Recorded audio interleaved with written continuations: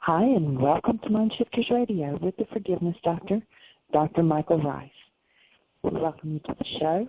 Today is Friday, Aramaic Friday, May the 23rd, 2014. Our call-in number is 646-200-4169. Press 1, and that puts you in queue to talk to us. And we would love to hear your comments and your questions, because then that makes this your show. Welcome, Michael. Well, thank you, dear heart. It's an honor and a privilege to have each of you with us, and especially Dale coming to join us. I know he's been all over creation this last several days. I've been trying to catch up with him and see his tags on Facebook, and he's here and he's there, and he's having dinner there. And it's awesome to watch what you're doing, Dale, to see how you're reaching out and touching the world and touching the game.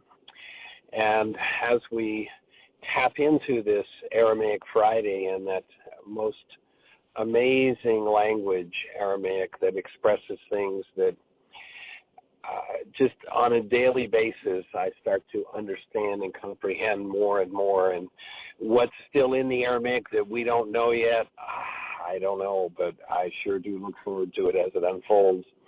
I had a particular piece unfold this morning. I was talking and processing with someone this morning, and that scriptural quote that says, "Take care of the heart, for out of it are the issues of life." And that, we've shared before in the show that we couldn't even translate that word heart in the West up until just a few decades ago, because we had no idea of the unconscious, and that the picture world that we see, the realities that we see, are a product of what's resonating throughout our structure from 1,000 generations.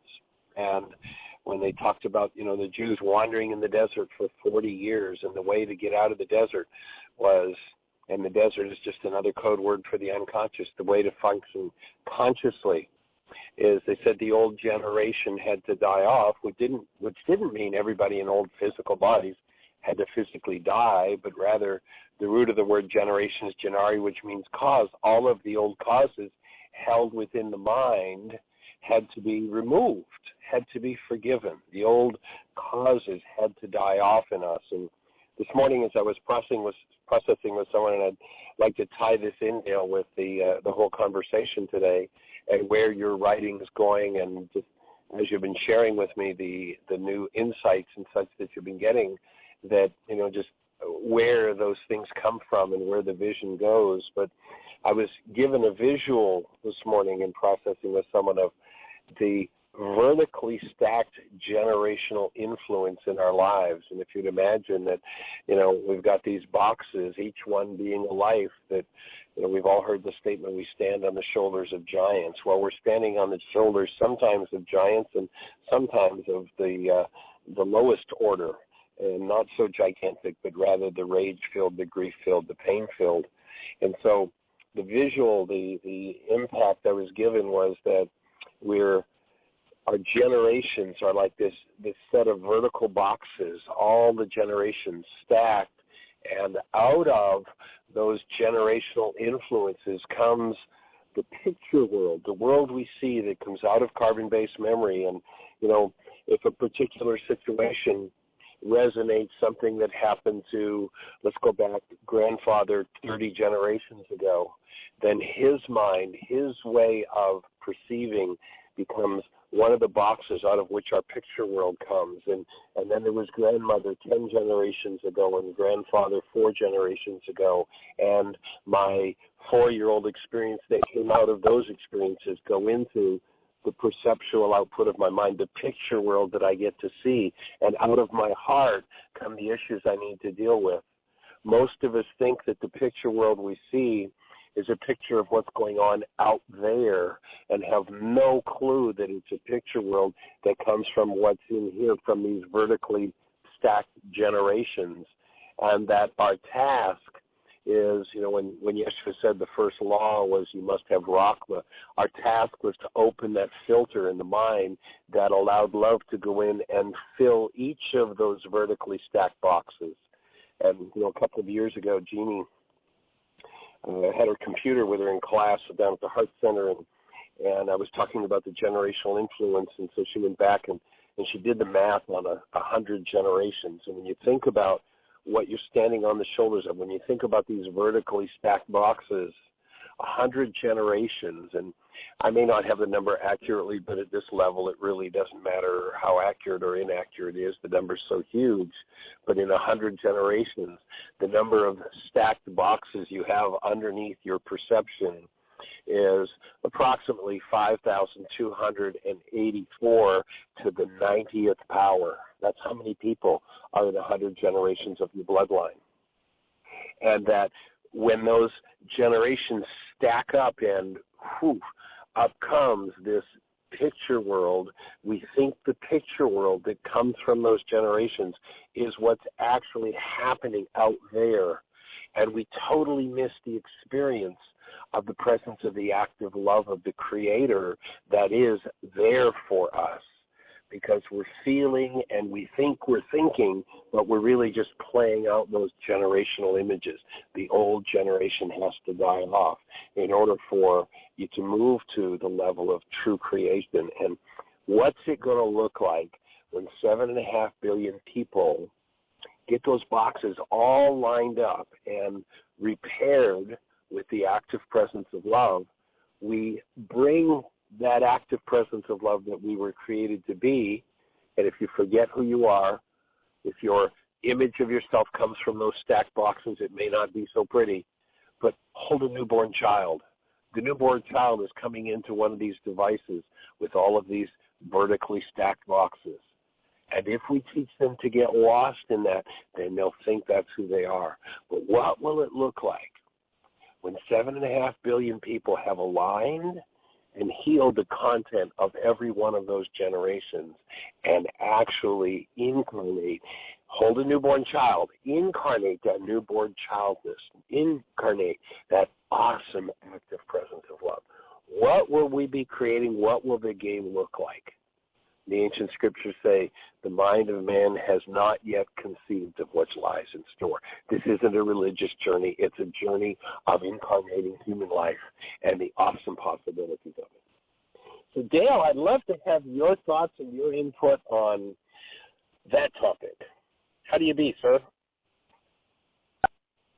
How are you doing? I am well. I'm rocking. We're up in the cold, rainy Northwest in Oregon, but that's okay. Beautiful. I just got back, literally just got back into Asheville a couple of minutes ago, and I had Loretta drop me off on the far end of a park that I'm walking to the other side, and I was like trying to briskly get past all the traffic that I was next to get away from all the noise, so I'm a little short of breath. But you know, it's really all about vibration and frequency, isn't it? When I started getting into, like really looking into, it started by obviously the work I did with you, but looking into sound healing and started looking at what Stephen Halpern or Jonathan Golden and all these different guys were doing. And it started really resonating. It started making a lot of sense how there's certain frequencies that, exactly as you say, build the system up, and there's certain ones that break it down. And still trying to get my breath back. It's an interesting thing for me, even just in whatever normal means. I don't know if there's much normal about what I do, but even just one of my sort of everyday talks, to see that look in people's eyes of panic. And it doesn't always happen, but it's one of those things that I realize that, of course, it's not even really about what I'm saying. It's about what's resonating inside of them. And knowing that that's the moment when, at least for me, when the rubber hits the road, it's like, can I hold the space for this person right now? And can I actually be in that active space of love that I'm talking about? And, of course, when you're in front of hundreds of people, sometimes that's a little easier to do. Sometimes it's not. But for me, the great challenge has always been when I came back home. And it's always been with the children, because regardless of however many hundreds of people were listening to me speak, you know, during any particular time period, it's when I get back home and, you know, Mikey, who's now almost 13, comes up and has some sort of a problem, or maybe Mikey and Lucinda are doing that amazing thing that teenagers do, where they're not exactly loving each other and screaming their heads off.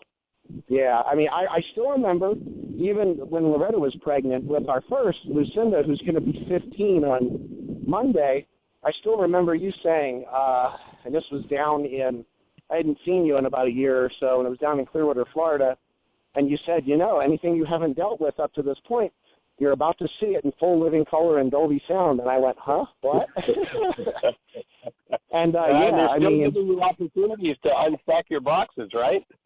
Oh, yeah, I mean, and, yeah, and it truly, literally is. It's like watching your heart walk around in someone else's body. And then when you've got three of them, and that's, of course, an interesting dynamic, too, because we were just in Charlotte, North Carolina last night, and when Loretta and I were going to a comedy show, which we rarely, I've been so busy lately, we rarely get to do stuff like that, and we were leaving the room right at the point when all three of the kids their stuff was up, and it's so beautiful because Loretta and I, it intrigues me because it's like the things don't hook us like they used to. Some things do still, of course, hook us. But what's interesting is I see a lot of people, and what they'll do is they'll detach from their children. And what I mean by detach is it's that westernized version of Buddhism where they don't even know what it even means in Buddhism probably, but where they, it's like they just don't feel. What they'll do is they'll lock everything down, lock the whole system down. Don't let yourself feel what you're feeling. Don't let them resonate anything, and lock it down. Like you would say, polish the outside of the cup. And that's an interesting thing because you drink a fifth of scotch. Oh, yeah. And you see the rage in their eyes. You see it in the checkout lane in the grocery store and the kids screaming for candy. And I don't buy my kids anything in the checkout lane because of that reason. I never have. I never will. Because once you do it, you put the root in there. Now, it's interesting that some people will think from the outside looking in that, of course, what they're doing is, okay, let bygones be bygones. Just cut it off the hook and just ignore your feelings, and everything just goes away and you feel at peace. And I'm like, oh, no. This is exactly the opposite of that. This isn't about denying. This is about stepping into the heart. And, of course, that heart, Liba in Aramaic, is that place where thought and feeling merge together. And your thoughts and your emotions are connected together. Your thoughts and your feelings are connected together.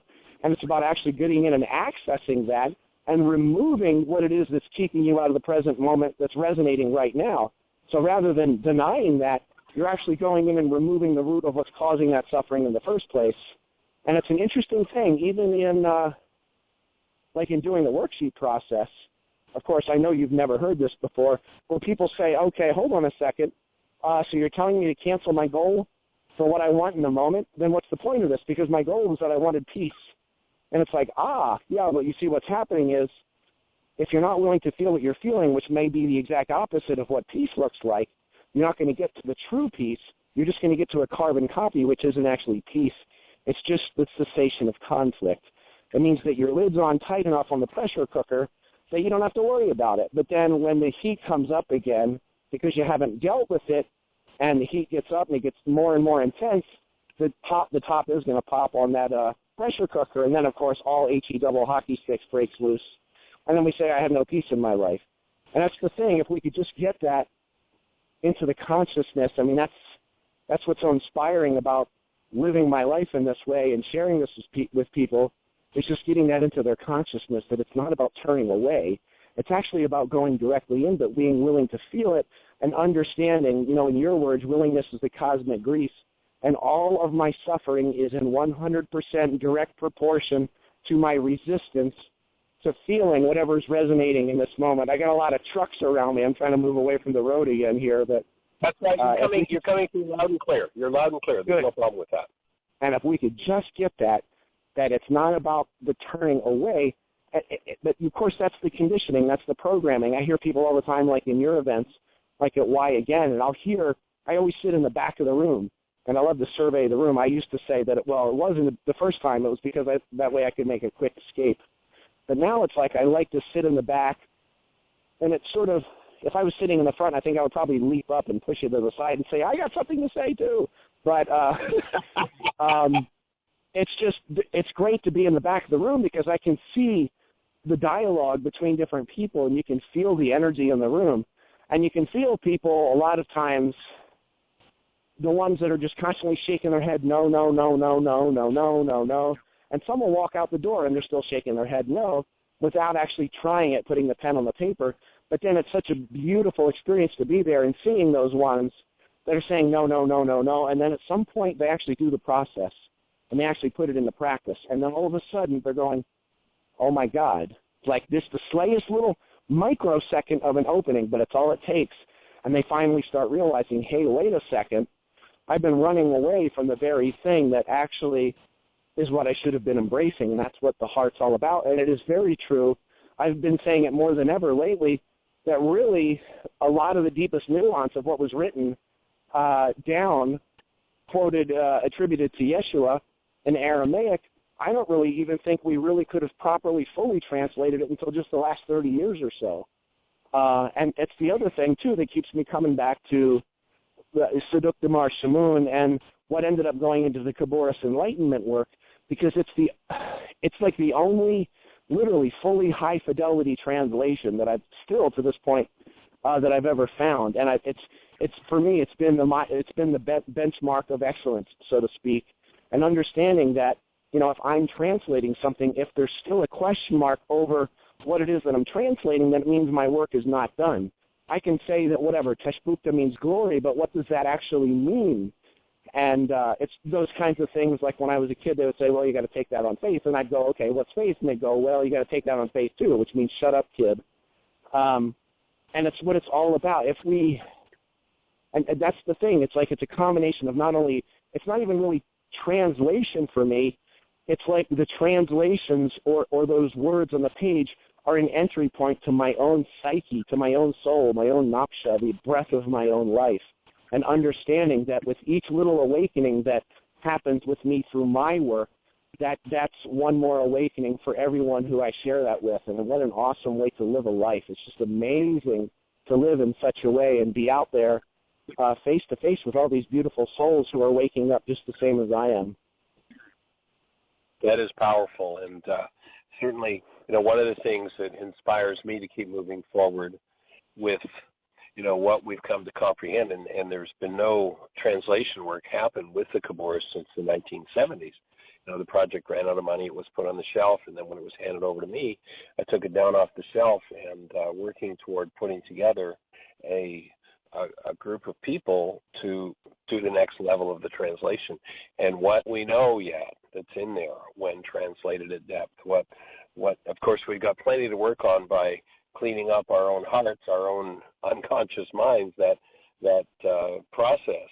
But then what comes next? And you know, what I was thinking of, the folks I was talking to this morning, I actually just finished breathing. I'm doing a still point session and left them in still point to come and do the show.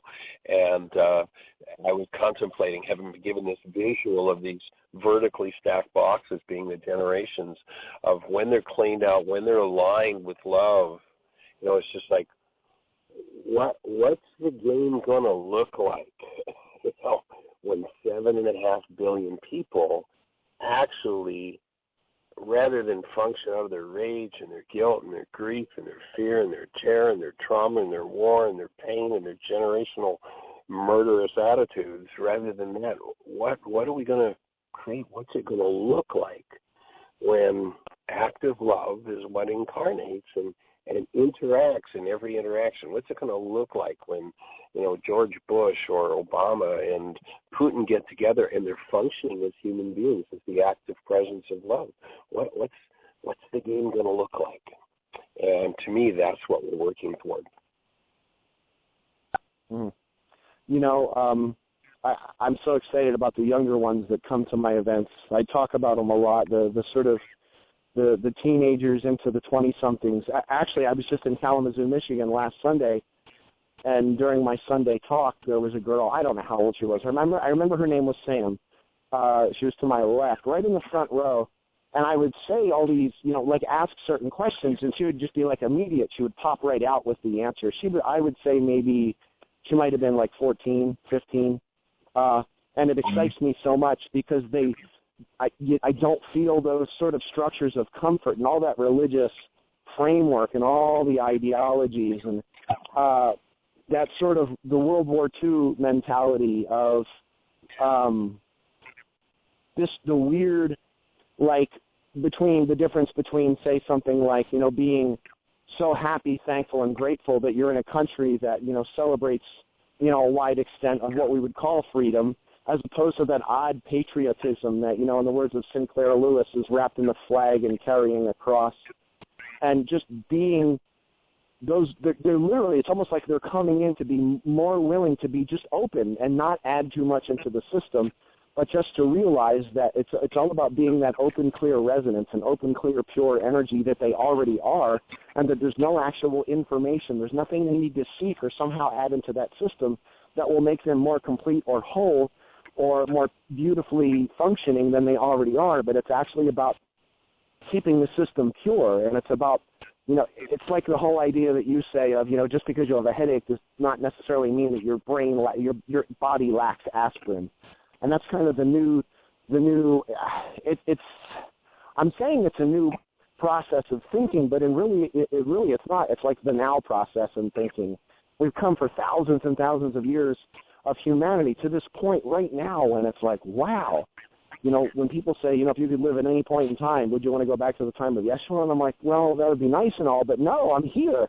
I'm here right now in this moment. What more amazing moment could there possibly be than now? I mean, literally, if you just look at the openness, and it does say that. It's like, as you mentioned earlier, the older generation has the die-off, and those older ideas, those older ideologies. And I think in some ways with some people that just can't let go of that frame that they're holding on to. They just can't let go of the shoreline because of those older ideas. Maybe, physically, that there's certain physical beings that have to pass. And that's what's going to happen is it's not even really that the physical beings need to pass, but it's just those old energies.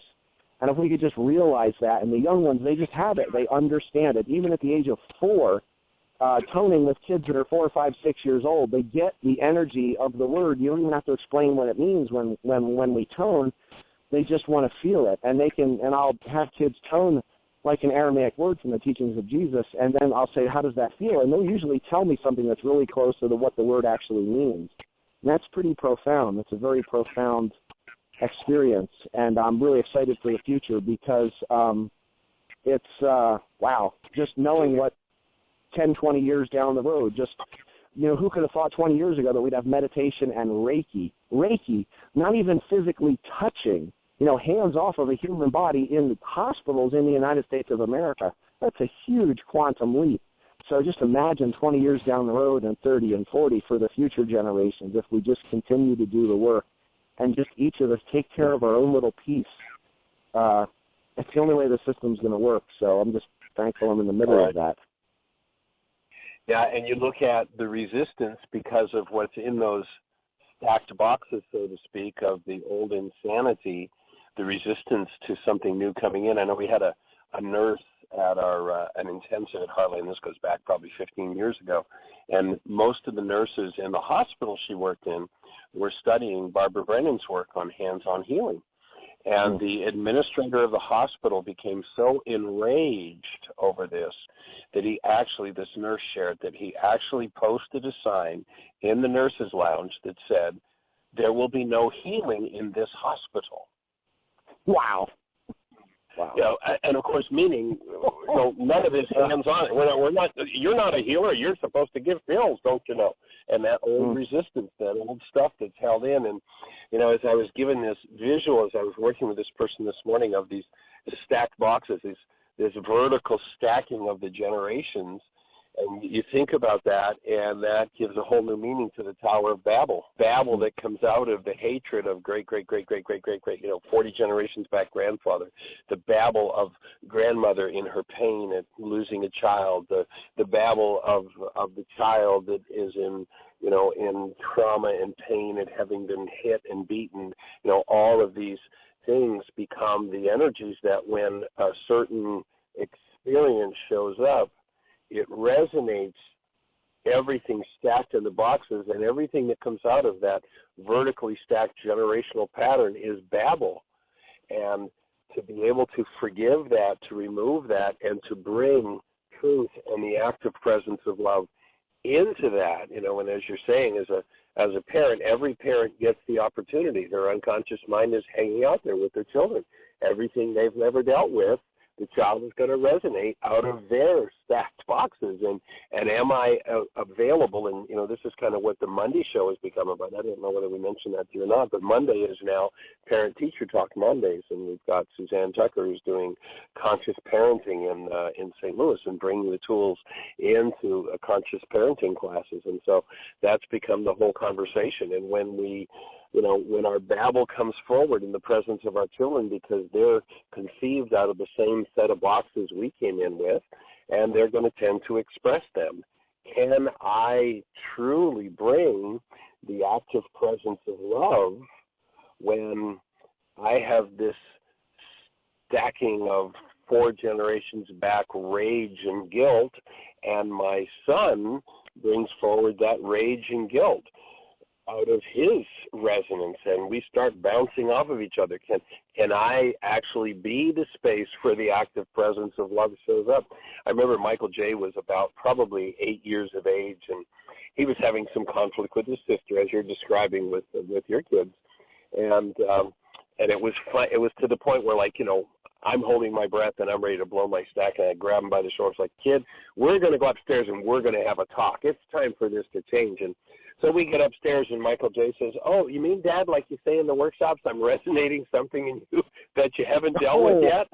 I love Michael J. That's great. Let me wring his neck. And I stopped and I took a breath, and my 8-year-old son processed me through it. And it was so empowering and so powerful for him. And I've talked to him about it, and he doesn't remember this, but it was just so awesome, because when he finished processing me around that, he then started to share some things that he had never shared with anybody. And he was about 8, and he went back to being about 3, and a tremendous guilt that he held was he had hit his mother. And so he then started to talk about how he had hit his mother and what his feelings were about that. It just opened such a space for him then to go back and deal with something. And as he processed through that, he's 8, and he's got enough awareness of the tools. He says, Dad, I'm going unconscious. I need to breathe. And he lays down, he goes into the still point breath and processes that. And so it's just so awesome to just watch how it happens and how those generations can give us such gifts. I used to love observing Michael J. back in '95 at Heartland, because he was like a fly on the wall. He would be around a lot, and I would see different people processing things. And you know how people say one thing, and that what's actually inside is not what they're saying out on the outside, of course. And I would just watch him, just be aware of the people around him, and he always had this really sort of I don't know if sly is the word, but this smile of knowing, like, hey, I understand exactly what's going on right now between these people. And it was always really neat to see him and to see his expressions, because you've got great kids. I haven't seen either of them in a few years, but it's pretty amazing. And Mikey, like my son Mikey, he's a feeler. Everything is on the level of feel. And I've learned over the years that number one, to allow him to just let him talk, let that keep coming. One of the things that I started doing a few years ago was to, of course, being aware of my own breath, breathing, letting myself feel what's happening for me and letting that flow through the system. But I would actually just lean against him. And it was almost like literally sitting here on the couch. Well, right now I'm next to the French Broad River in Asheville, but I would just sit on the couch or in a chair and just lean slightly next to him and just pay attention to my breath. And it would just unlock for him, to hold that space. And it was like, wow. And it takes me back to when I was that age and the things that I didn't know anything about any of this. And, of course, it was the 70s and the 80s. And it was, by the 80s, it was the me decade, don't feel anything, just charge forward at full speed. And the 70s were like, do whatever you want, consume it all, eat it all, do it all. And, even at a young age then, I still was, feeling those waves of energy, mixed in the middle of all of that kind of stuff. And it's funny that, in hindsight, you look back 30 years ago, and, it's so easy to forget that that rawness of, like, say, the puberty years for children, like with Mikey and Lucinda. It's really easy to forget what we went through because it seems so far in the past. But yet, when we're fully present with them in this moment right now with what they are going through, anything that we haven't processed in relation to that, either in exact relation, in fidelity with it, or exact opposite with it, is going to come resonating, and it's going to come out of my system. And rather than me pointing it back at them, which is, of course, that such a knee-jerk reaction to do, but instead to be responsible and able to respond. It doesn't work perfectly it works perfectly every time if I actually do it, but sometimes when a lot of that stuff's resonating all at once, like I said, that to me is the real classroom. It's not about being up on a mountain or pulling away from society. If people want to do that, sure, that's fine, and I'm sure that's a great thing to do. But at some point, if you don't come back into society, you don't even know if you've grown because you have nothing to measure that by. And to me, the real work is in the family unit. It's not that I'm able to be up in front of 1,000 people, talking about what I think I know, or, in any way, even doing processing in front of a bunch of people. But it's about, what happens at home when the door closes and, and the public is not there. And it's us, and it's the family unit. That's when you're able, that self-testing that we were talking about several months ago on the show. It's those moments when you gauge, if you're open enough to gauge that situation and say, hey, let's look at this, how much have we grown? And also, of course, what else is there? Of course, what more growth is there to do, which, of course, is quite a long road. And that's that benefit, again, of saving worksheets, because I really got that the first summer at Heartland, doing 5, 6, 7, in some cases 15 worksheets in a day. I'll admit there was a couple days that were more like 2 or 3, but I didn't say that. But yeah, with those to look back and go, oh my God, why was that an issue? And you almost laugh at it, like, oh my God, I had an issue with that. And that's the way it works. That's the beauty of it, is to realize, hey, guess what? If you keep pulling that junk out of the system, it's going to keep functioning more and more efficiently, and all of a sudden you're going to get more mileage out of that system, and you're going to feel more presence, you're going to feel more peace, you're going to feel more joy, and you're going to feel more love. And all of those things that you're feeling are not outside of you. Those are your true essence, especially when your true essence is not doesn't have all kinds of stuff piled on top of it, of all kinds of biases, hatred, criticism, fear, hostility, judgment, and all that stuff that what I call in my Lord's Prayer translation, our hidden past. I say, release my hidden past as I cancel my past concerns with others, and wholly release me from the errors of my perception. And that's it. If we can and that's what Shabuk means. Shabuk means to remove the goal for this present moment so that I can just be fully in the moment. But it means to truly, literally remove the goal, not like, as I said, detach, push it away, but rather to actually step directly into it and allow it to breathe, allow it to process, and then to literally remove it from the system. That's what it's about, If you got a bad guitar string, don't wobble on it. What's that? Unload the driver. Yeah, I was going to say, if you got like a guitar and you've got... Unload that goal which is currently driving perception, that is in error, that has hostility and fear.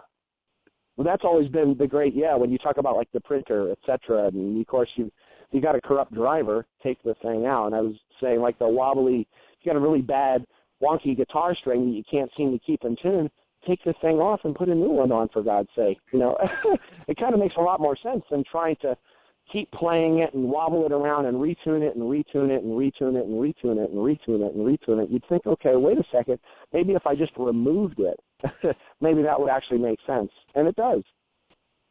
And it gives a whole new perspective, or at least reminds us of the understanding of that Aramaic phrase that the Greeks translated as, you must forgive from your heart. the wrongs of your brother, and that the heart is that dissociated mind, or that unconscious, that stack of boxes from the generations, and that our work is to go in and remove those things which we just used to build our brain's picture of our brother, to create this image of my brother as, well, you make me so angry because you really have a problem, and what's wrong with you? And of course the anger I'm feeling is coming from the stacked boxes in my own mind, and until I remove what I put into my brain's image of my brother, I think my brother's the problem. And, until I get that and start to forgive, start to remove from my stacked boxes, my heart, my unconscious, that which I think is your problem, then I'm not free. And, it just takes things to a whole new level. There's a huge differentiation that I got from you, but it was actually several years after hearing Why Again, I don't even know how many times, probably dozens of times between the DVD and live and the CDs, and that was how most people, when they think of that word, that word projection or to project, they're thinking that it's almost like you're hurling your thing onto the person in front of you, you're projecting it onto them. And it was something that I didn't really see the fidelity in what you were saying until many, many, many times after the first hearing of, it's not that you're projecting it onto them. What you're actually doing is projecting it into your mind's vision or your mind's identity of who that person is in front of you, to the point where it's not outside of you, it's inside of you so intimately that you can't even see between the inside and the outside. You're literally looking at yourself while you're looking at them. And it was something that took me a few years before. I remember that moment. As a matter of fact, it was in it was actually at Jubilee in Asheville maybe 7 years ago, and of course I was sitting in the back, and it clicked, and I went, whoa, hold on, and I'd heard it, who knows how many times I'd heard it at that point, and I'd even been teaching it at that point, and it really went, whoa, and I remember that moment, and I got the lump in my throat, and I started breathing, and I remember distinctly because you had said, don't start doing your worksheet, wait for me, because people were starting to do it, and they were starting to go ahead, and I just started doing the worksheet, and I'm like, well, good, this is why I'm sitting in the back, so I can do it and not be bothered by it. But yeah, and I just went through the whole worksheet, and I was like, wow. And I remember that the thing that was a miracle about it was I didn't do that worksheet it wasn't even actually bad.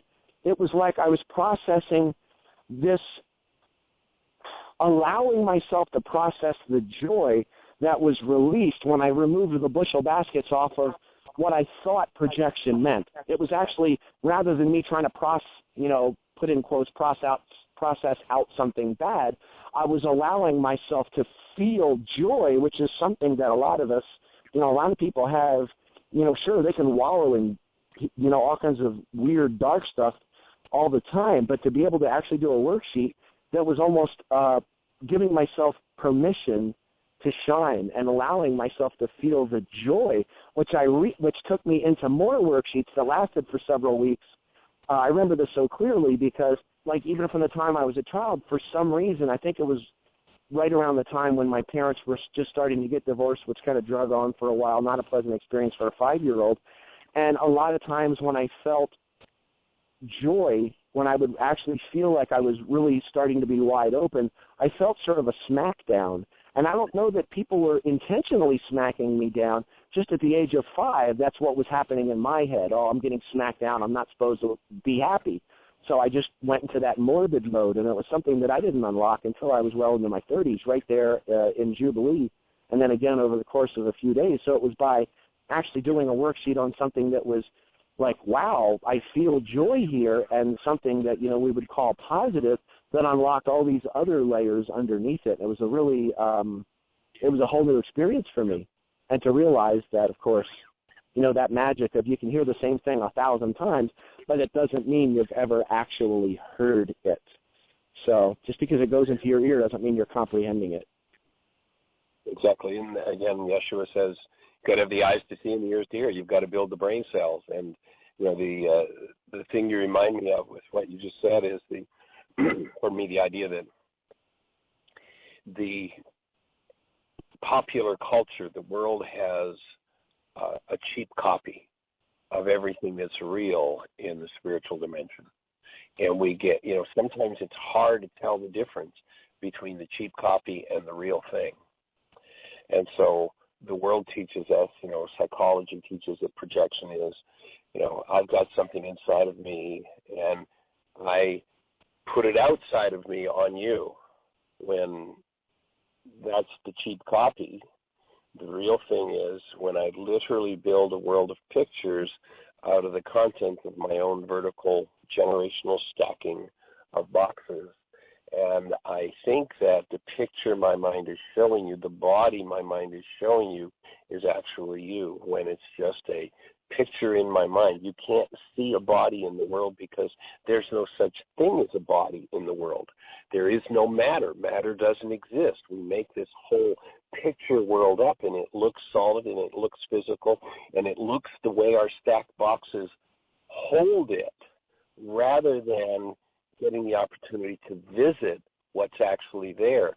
And when I engage in first century Aramaic forgiveness, I collapse the output of those boxes, and I get maybe at first just a fraction of a second of the direct experience of what the Creator has set up for us.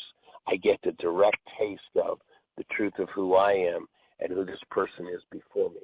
And as I allow that to expand, as I choose, and that's why when somebody comes to Heartland to an intensive, we make the request for 5 worksheets a day, because when you're consistently doing that, bang, bang, bang, collapsing that, then you start to get a taste of the actuality of what the Creator created, instead of this hypnotic belief in the hatreds, the fears, the angers, the griefs, the rages, the doctrines, the dogmas of the past, and you get a live experience. And a personal experience goes light years beyond believing in what somebody else did. And that's one of the reasons why, you mentioned faith earlier, why there are a lot of people who are very skeptical. They say, well, don't believe a word we're saying. Don't, none of what I'm saying is true about the actuality anyway. Don't believe a word. Just take the tool and put it to work and watch what happens in your life.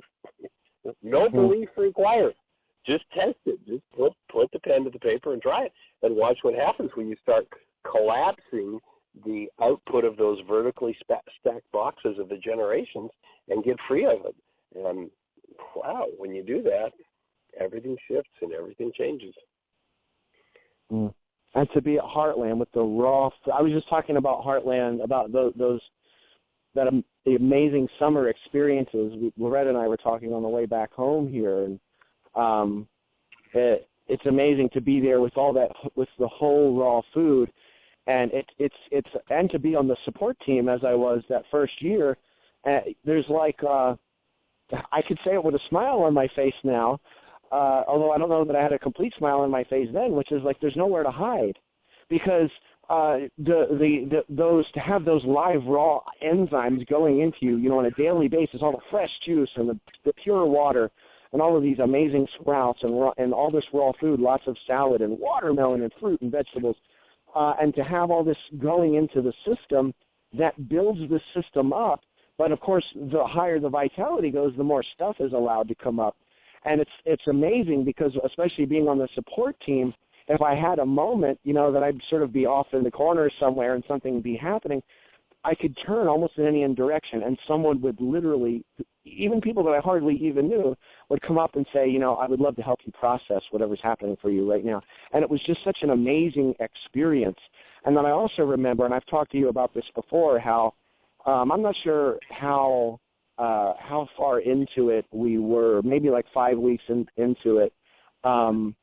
And after all, I was only sleeping like 2.5 to 3, most 4 hours a day, and also doing like back-breaking work. Let's drop that one. Very, strenuous work. And it was amazing that I had never up to that point, except maybe going back to when I was a child, felt so alive and so awake. And yet still, when people started talking about, hey, there's this great buffet down the road, down on the lake, great place called Cookies, which of course you know very well. And we go down there to this buffet, and I'm like, oh, there's salad. And I'm like, oh, look, they have spaghetti. And I hadn't had something like that. And at that point, actually, about 2 months. And I still remember literally the first forkful of that stuff, which to me tasted like nothing else than acidy, raging salt. The first forkful of that stuff that went to my mouth, because I had my salad with nothing on it, although it was bizarre because you could smell the chemicals, but I didn't put any dressing on it. But that first forkful of that spaghetti, literally, it was like my system just like shut down. Like somebody just took the car from, going in fifth and just threw it into neutral and then just let it come to a coast and, stall on the side of the road. Literally in a matter of seconds. It was almost instantaneous. It was amazing how quick that locked down. And maybe even just popped it into reverse while you're doing 70 down the highway. Yeah. Which is what it really felt like. Yeah. Yeah, and many people don't realize that, it's interesting that the food program has developed so much, and we're actually just getting ready. We're finishing off the new recipes book, maybe a couple of hundred recipes, but, they're doing total fresh and raw, and they're awesome spaghetti and meatballs, veggie burgers, and portobello mushroom sandwiches, done with the dehydrator, and there's so many things that's being done with the food. And, last year we had a couple of meat eaters there, and they're like, man, if I could eat like this all the time, I'd never put another dead animal in my mouth. If I could do this at home, and of course that's why part of the experience of the intensive is for people to get the opportunity to put their hands on the food, and, that in itself vitalizes and, all the factors that it takes to open the space. Most people sitting at home, that can turn to their cup of coffee and to their white bread and their sugar-laced, soda, will not do what it takes to bring the factors in that vitalize them and empower them sufficiently to heal. And one of the things we do in an intensive is every factor in the last 45 years of studying this, my study has been, what are the factors? What does it take to step into the healing process? And you never know from one person to another. For one person, it might be, the energy field work done on them during this breath session opens their antenna, which is the bony structure, the head, the spine, and the pelvis, and that might be what just creates the major breakthrough. It might be the next forkful of high enzyme, high energy, fresh and raw food, and when it goes into the mouth, all of a sudden that energy just, bang, creates a whole other level of vitality, and then all hell breaks loose because what needs to be dealt with now surfaces. And so having the support, as you say, there's always someone there. That's one of the awesome things about Heartland. You're walking down the road and, and there's Julie there to support you, and you're walking up the road and there's Jeannie walking down the road, or there's Judy, and, that there are people that are just in that space doing the work with you. Just opens something that you can't recreate at home in your regular environment with your regular distractions and your regular drugs and all the things that people do. So somebody who might want to take your work to the next level, you might want to check on the website at www.whyagain.org and take a look at the summer schedule. We're actually doing, Ari called in yesterday, we're doing a 10-day food fund forgiveness and work program. That'll be the first thing we do. It'll start on July 7th and go through the 18th, and then we'll move into, or the 17th, I think it is, and then we'll move into a new intensive we're doing is codependence to interdependence and a communication practicum. And we're putting that together, 2 different workshops in a 16-day format. And that one's going to be, I think, a real gangbuster this year. And then, of course, we'll do the 9-day Why Is This Happening to Me Again, and then teacher training, Laws of Living. So that schedule is as it's set up. And if anybody's ready to take it to the next level, we did have a yeah, Gene, go ahead. Rex is on the line, and he says he has a question for you all. We're down to about 9 minutes. Let's go for it.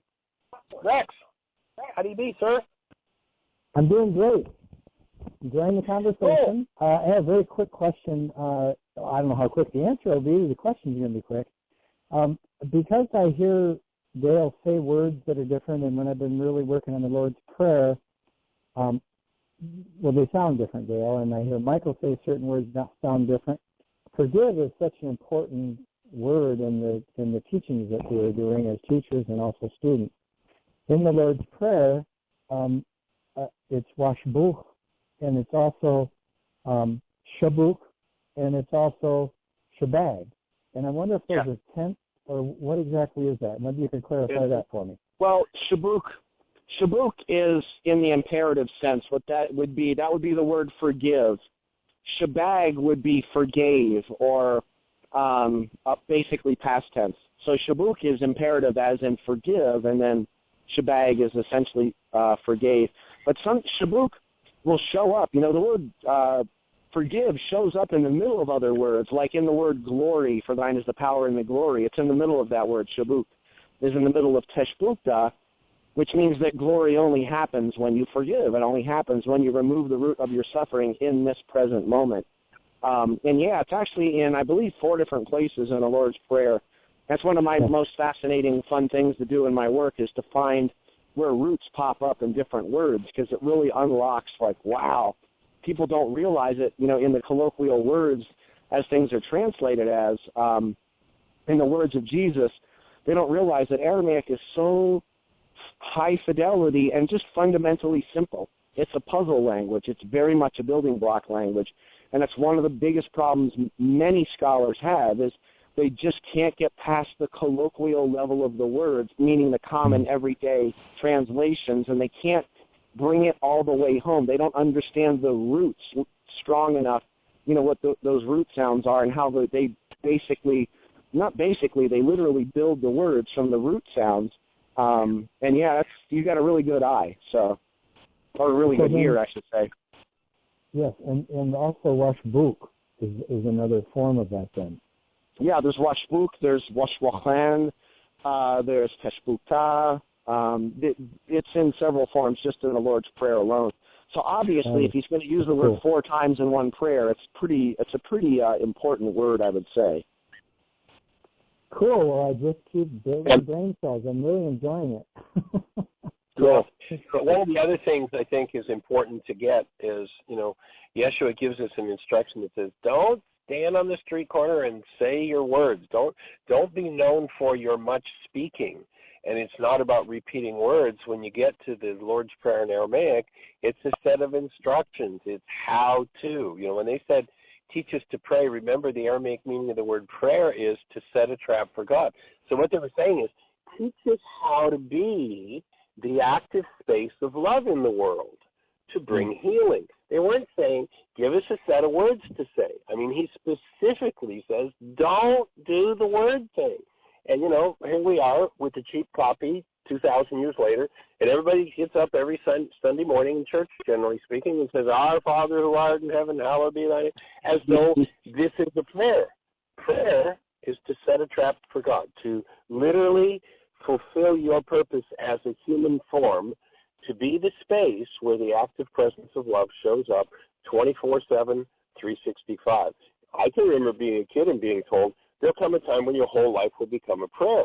And what prayer meant to me was down on your hands and knees, down on your knees with your hands folded. It's like, all I could imagine of that was square knees. My whole life is going to become that.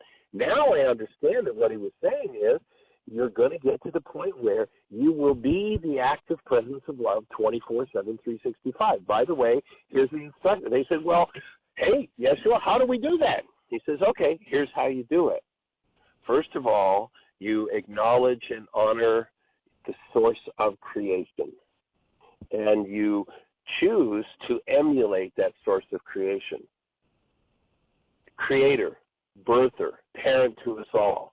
Teach us to honor, to worship, to serve you. And worship there is to emulate you. Hallowed be thy name. Honor the energetic presence of the active presence of love. So he's giving us an instruction set for how to be this active space of love. And of course, as you say, the root of forgiveness is in there 4 times. Big part of the process is to remove what's in the stack boxes that never belong. To remove those generational influences that bring other frequencies, other energies into our presence, so that we have difficulty seeing past them. We have difficulty seeing past our projections until we forgive, until we collapse those projections, pretending that everybody else is the problem. So it's definitely an important instruction set to get. And it's in conjunction with what you're saying. I believe it's is supporting what you're saying. My experience was when I first heard the Lord's Prayer in Aramaic, I felt deeply moved energetically. And then when I started practicing saying it, although I wasn't saying it, ideal because it was brand new, it was a language of, just learning, starting. And what I found was that I would just have this tremendous experience, but I wouldn't have a linear understanding of the words at all. I didn't even know what they meant, other than, Our Father who art in heaven, because I was raised a Catholic and I knew those words, but they did not have the same energetic impact. So I got to experience the energy of what I would say presencing love in me by vibrationally working with a prayer, and now I'm going back and learning the words, which is, I think it's a really powerful way of learning something. So I'm enjoying it. Sure. And I think the Aramaic is the only language that isn't Babel. Aramaic is the direct language from the Creator, and that's why we get that energetic experience, because it is literally an energetic reflection of the actuality of the creation, rather than something made up out of the vertically stacked boxes from 1,000 generations of Babel. So thank you, Rex. We appreciate you and what you're doing in the prison there. And Jeannie tells me that we've got another caller.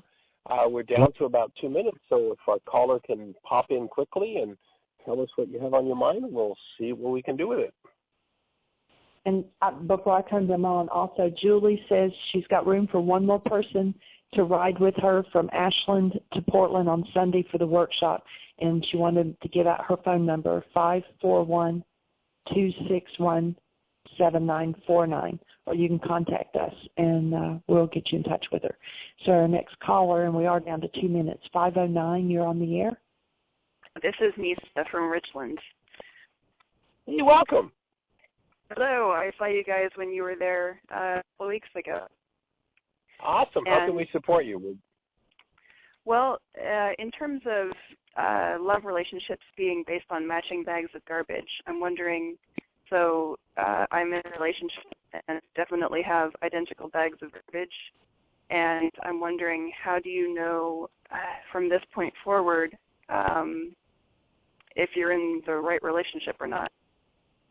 Well, I'll give you a short answer, and then maybe we could start out actually Tuesday's show. We're not going to do parent-teacher talk on Monday.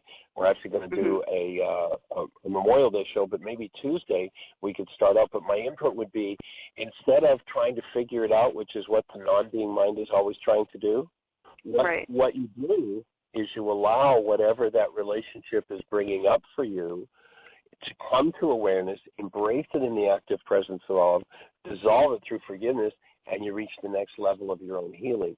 And every relationship is a gift to give you that experience. And I would love to talk about it more on Tuesday, if that works for you, to call into the show first thing. That would be fabulous. Sure thing. All right. We appreciate you and everybody. Sunday, if you're in the Portland area, we're going to be at Tabor Space doing codependence to independence from 1 till 4 o'clock. And Julie is in Ashland, Oregon, has got the space for somebody to drive up. There's a carload coming. We'll look forward to seeing you.